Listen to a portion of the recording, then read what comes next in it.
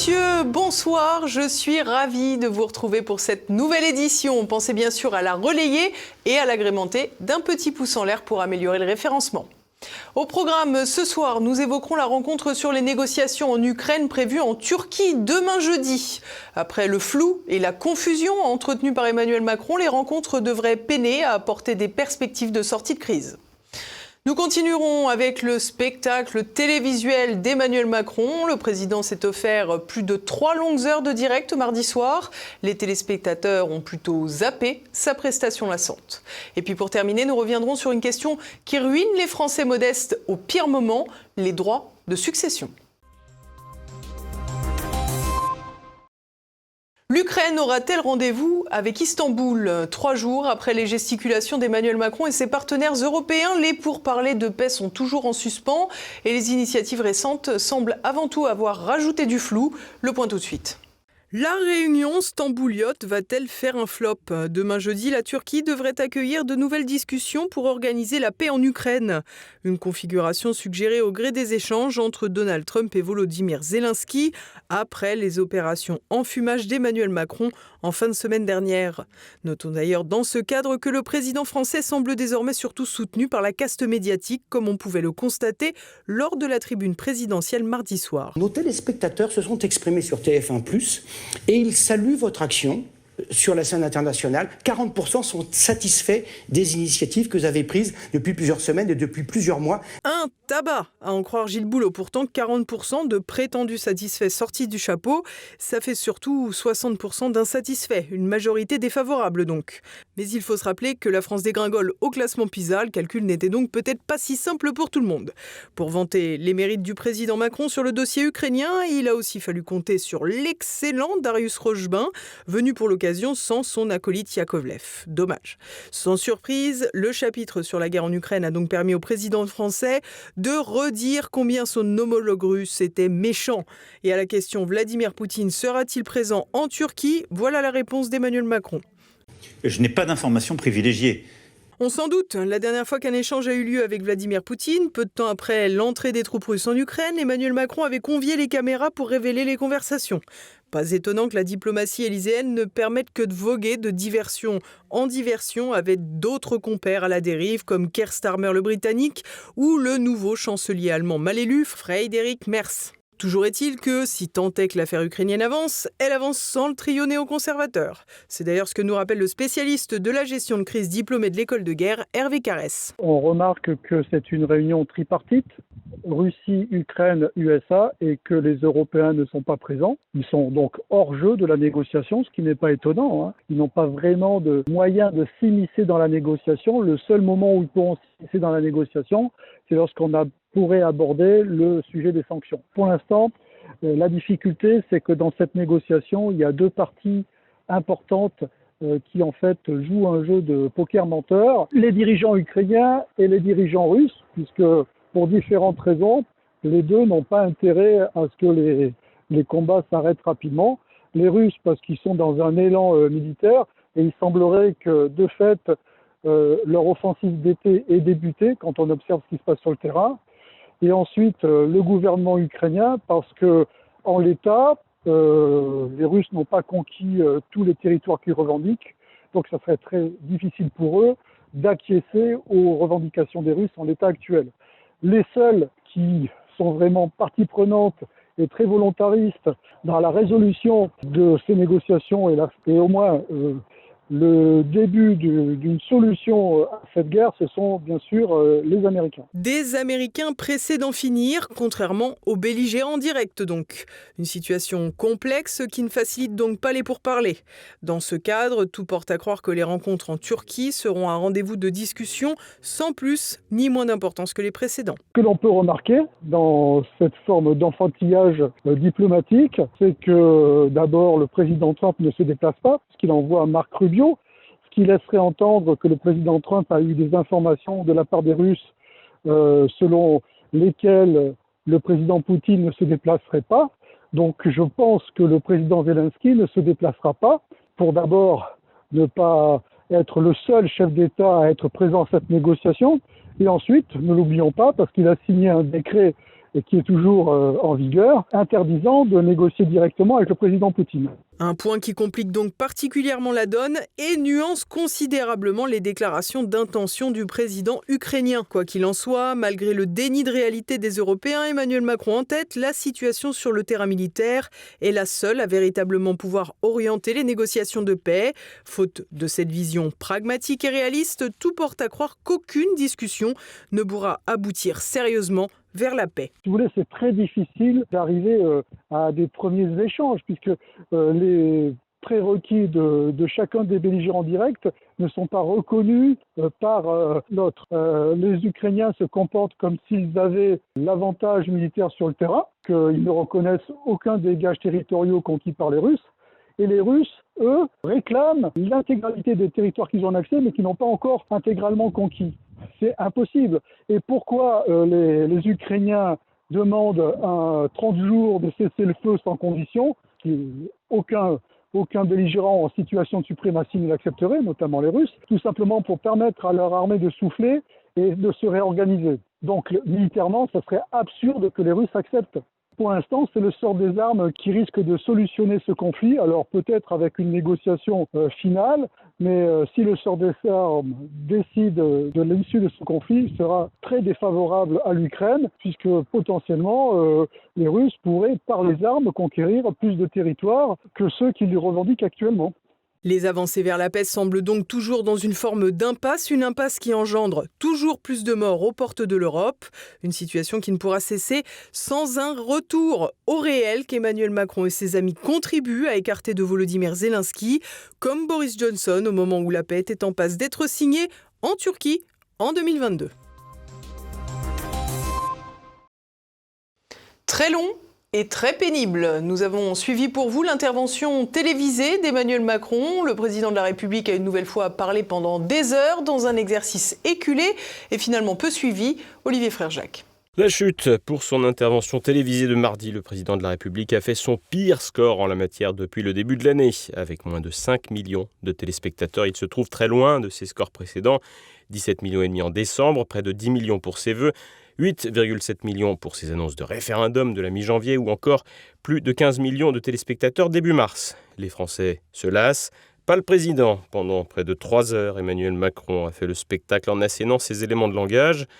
Sur l'immigration, confronté à Robert Ménard, maire de Béziers, au positionnement changeant, il a ainsi affirmé que la France a besoin d'immigration et défendu le regroupement familial, une position de plus en plus à rebours de l'opinion publique. On maîtrise notre politique de visa. Et moi, là-dessus, pour moi, il n'y a pas de tabou.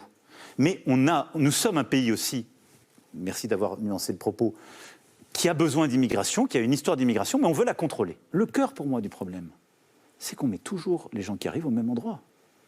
C'est-à-dire que c'est vrai, à un moment donné, vous vouliez les mettre à la campagne, honnêtement. Non, pardon, mais vous pouvez tout caricaturer. Mais... 2 caricatures face à face et un président qui entend bel et bien poursuivre l'ouverture migratoire. Une autre caricature, Sophie Binet de la CGT est venue sur le plateau de TF1. Le président a écarté la mise en place d'un référendum sur la réforme des retraites. 68% des Français sont favorables à l'organisation d'un tel référendum. Allez-vous l'organiser ? Alors, la réponse est non sur les retraites, j'ai expliqué pourquoi. Sur la question des impôts, le président se félicite concernant le salaire des travailleurs en France qui serait, selon lui, en progression. On a amélioré les revenus des travailleurs par plusieurs réformes, indépendamment du fait que, après ça dépend de la négociation sociale. Mais quand on a baissé les cotisations sociales, salariales, pour les remplacer par la CSG, on a de fait amélioré ce que le travail rapporte et fait davantage contribuer. Oui, mais c'est les retraités au-dessus de 2 000 euros et les rentes. Si, je suis totalement au cœur. Tout va très bien, Madame la Marquise. Emmanuel Macron aura évoqué un panel de dossiers durant la soirée, de quoi effleurer chaque sujet pour cet homme de synthèse rompu à cet exercice. Alternant sujets graves et moins graves, politique intérieure et internationale, il aura surtout envoyé des messages à ses cibles électorales. Ainsi, conscient de sa hausse de popularité depuis la condamnation des crimes de guerre à Gaza, le président a évidemment évoqué le sujet en se mettant en avant, évidemment. J'ai été l'un des seuls dirigeants à aller à la frontière, à Al-Arish, en Égypte. Ce que fait aujourd'hui le gouvernement de Benjamin Netanyahou est inacceptable. Et aujourd'hui, la crise humanitaire est la plus grave que nous ayons connue depuis octobre dernier. Le président a cependant confirmé que la France vend toujours des armes à Israël, et cela en se cachant derrière la prétendue défense de l'État hébreu face à l'Iran. Clin d'œil électoral à gauche et clin d'œil électoral aux retraités, cœur de cible du macronisme. Le président a rejoué son couplet de père de famille, un rôle de composition qu'il chérit tout particulièrement.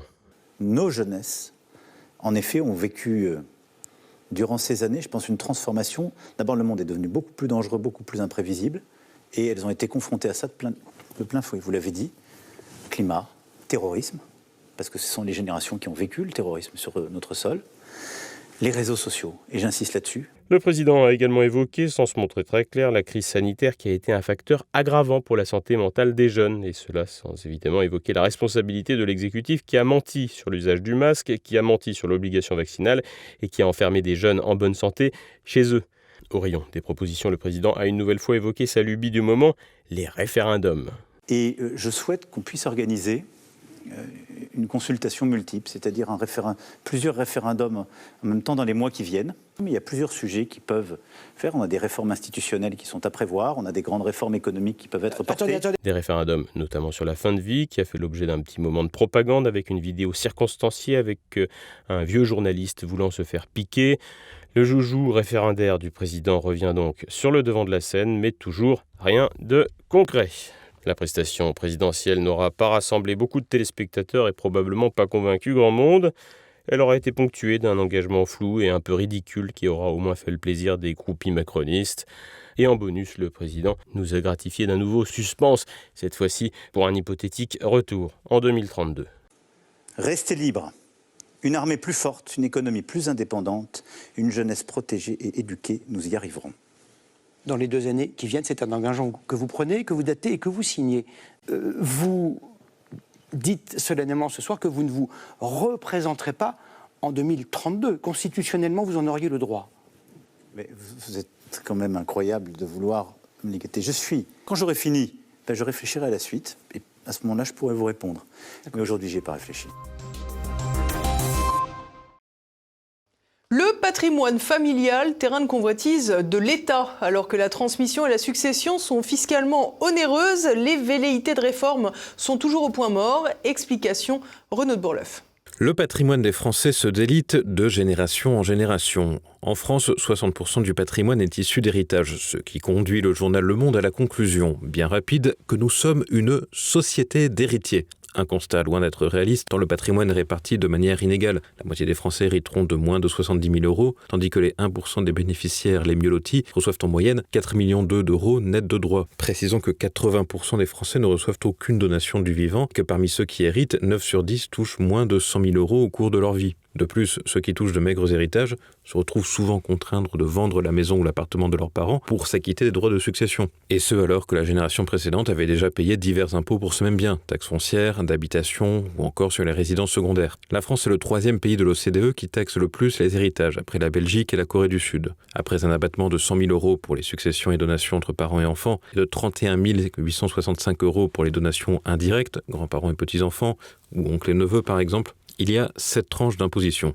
Elles vont de 5% pour les sommes en dessous de 8 072 euros et jusqu'à 45% au-delà de 1 805 677 euros. Concrètement, pour une maison de 200 000 euros, les enfants devront payer environ 18 000 euros de droits de succession, soit 9% du montant global. Mais ironie de l'histoire, les plus aisés contournent facilement cet impôt. En effet, si un héritage de plusieurs millions d'euros devrait être taxé à un taux marginal de 45%, dans les faits, les 0,1% plus gros héritiers ne s'acquittent en moyenne que de 10% de droits de succession grâce à des niches fiscales. À titre d'exemple, le pacte du Treil offre un rabais de 75% sur la fiscalité de transmission de biens professionnels. In fine, les classes moyennes sont encore les premières à payer le prix de cette fiscalité sur les successions. Rien d'étonnant lorsqu'en 2023, un sondage OpinionWay avance que 73% des Français jugent ces prélèvements trop élevés. Et pour cause, ces frais s'appliquent sur des biens qui ont déjà fait l'objet de nombreux prélèvements pour les acquéreurs initiaux. En avril 2022, le sujet avait été mis sur la table en pleine campagne présidentielle. Jean-Noël Barrot, alors député, présentait ainsi la promesse d'Emmanuel Macron.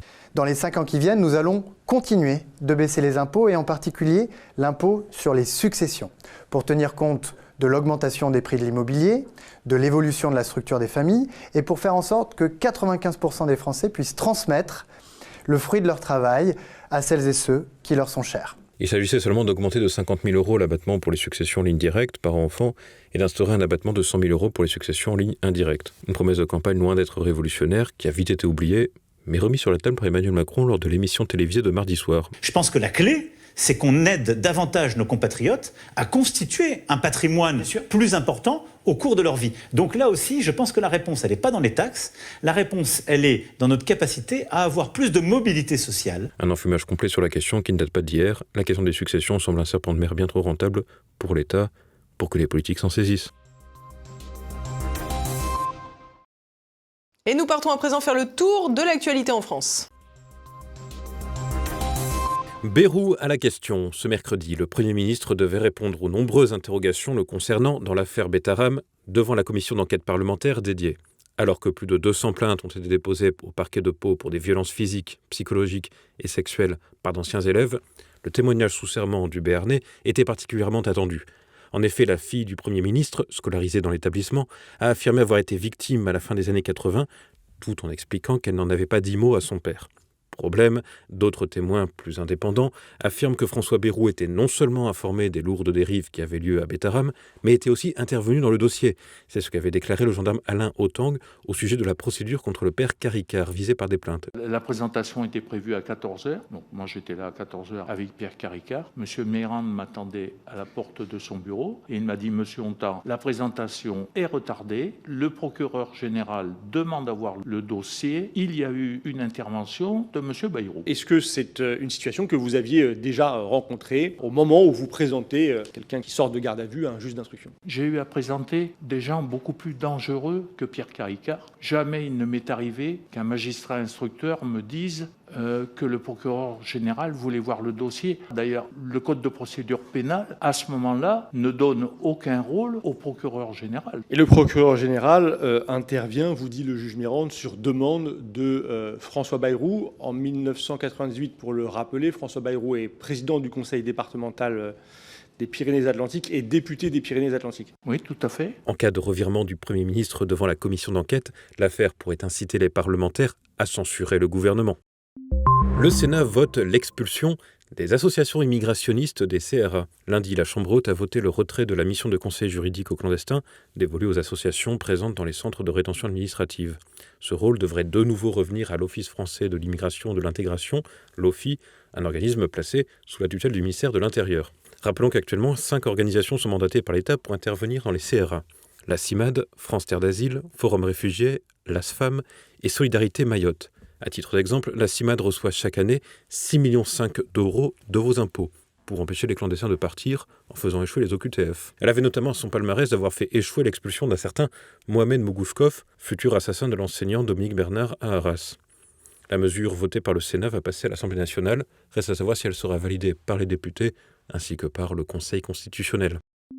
Beauvau reçoit les patrons des crypto-monnaies en danger. Le ministre de l'Intérieur, Bruno Retailleau, a annoncé recevoir vendredi les entrepreneurs du secteur des crypto-monnaies pour faire le point sur leur sécurité. Plusieurs affaires d'enlèvement avec rançon se sont succédées ces derniers mois. En janvier, David Ballan, fondateur de l'entreprise Ledger, était séquestré à son domicile avec son épouse. Les ravisseurs qui exigeaient une rançon en crypto-monnaie lui ont sectionné un doigt. Plus récemment, au début du mois, le père d'un gérant de société de crypto-monnaies était enlevé à Paris en pleine rue, avec à la clé une demande de rançon de 5 millions d'euros et une vidéo de la victime avec un doigt sectionné. Enfin, mardi matin, la fille d'un patron du secteur a échappé de peu à un enlèvement en pleine rue dans le 11e arrondissement de Paris. Voyant des similitudes dans ces affaires, Bruno Retailleau a annoncé son intention de prendre des mesures pour la sécurité de ses personnalités. Jean-Noël Barrot ou la riposte molle. Mercredi, la France a annoncé le renvoi de diplomates algériens en réponse à la demande d'Alger le 11 mai de rapatrier immédiatement 15 agents français en mission temporaire. Le ministre des Affaires étrangères a qualifié la décision algérienne d'injustifiée et de violation de l'accord bilatéral de 2013 qui facilite la circulation des agents diplomatiques sans visa pour des séjours de moins de 90 jours. Paris envisage de suspendre cet accord, une mesure déjà évoquée par Gérald Darmanin et Bruno Retailleau. Alger exige des notifications préalables pour toute présence diplomatique, même temporaire, ce que Paris conteste, soulignant l'absence de dialogue. Une suspension de l'accord pourrait bloquer les nominations diplomatiques affectant la coopération et les services consulaires, notamment les visas. Et Alger prévient que cela pénaliserait davantage la France en réduisant les effectifs consulaires algériens et les laisser passer pour les reconduites à la frontière.